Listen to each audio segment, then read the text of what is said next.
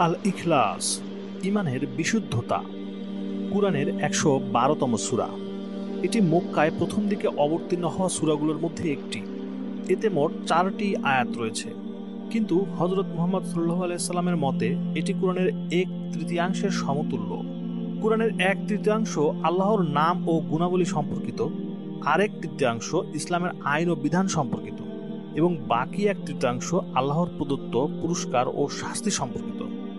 যখন এই সূরা অবতীর্ণ হয়েছিল তখন মক্কায় বহু দেবতার পূজা প্রচলিত ছিল এবং অনেকেই মূর্তি পূজা করত।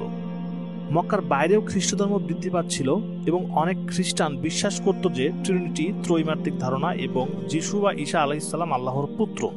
যখন হযরত মুহাম্মদ সাল্লাল্লাহু আলাইহি ওয়াসাল্লাম সবাইকে ইসলাম গ্রহণের জন্য আহ্বান জানান এবং বলেন যে আল্লাহ ছাড়া কোনো ইলাহ নেই এবং তাকে ইবাদত করতে হবে, তখন মানুষ আল্লাহ সম্পর্কে প্রশ্ন করতে শুরু করে, যেমন তিনি কে, তার বংশ পরিচয় কি, তিনি কি কাঠ বা পাথরের মূর্তির মতো।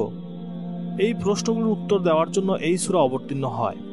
সূরাটির প্রথম আয়াতে বলা হয়েছে, কুল হুয়াল্লাহু আহাদ, বলুন তিনি আল্লাহ এক ও অদ্বিতীয়। আল্লাহ নামটি এসেছে আল ইল্লাহ থেকে, যার মানে ঈশ্বর, এবং আহাদ শব্দটির মানে একমাত্র। এটি তার একত্বকে এবং তার কোনো অংশীদার নেই তা নিশ্চিত করে। আল্লাহুস সামাদ, আল্লাহ অমুখাপেক্ষী, অর্থাৎ তিনিই সকল সৃষ্টির জীবন ও জীবিকার একমাত্র উৎস। তাকে ছাড়া কারোর অস্তিত্ব থাকবে না এবং আমাদের যখন কোনো কিছুর প্রয়োজন হয় তখন আমরা একমাত্র তারই কাছে ফিরে যাই। আমরা যখনই বিপদে পড়ি, যেমন অর্থনৈতিক সমস্যা, স্বাস্থ্য সমস্যা বা প্রিয়জন হারানোর বেদনা, তখন আমরা তার কাছে সাহায্য চাই।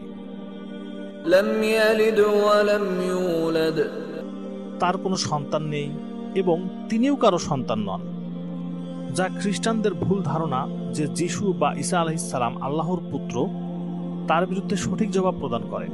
ওয়া লাম ইয়াকুল লাহু কুফুয়ান আহাদ, এবং তার সমতুল্য কেউই নেই, অর্থাৎ তার সাথে তুলনা করার মতো কিছুই নেই। তিনি সর্বশক্তিমান, তার সকল নাম ও গুণাবলী শুধু তারই, এবং তিনি একমাত্র সেই সবের অধিকারী। এরকম আরো ভিডিও তৈরি করতে আমাদের ওয়েবসাইটে গিয়ে সহযোগিতা করুন। ধন্যবাদ।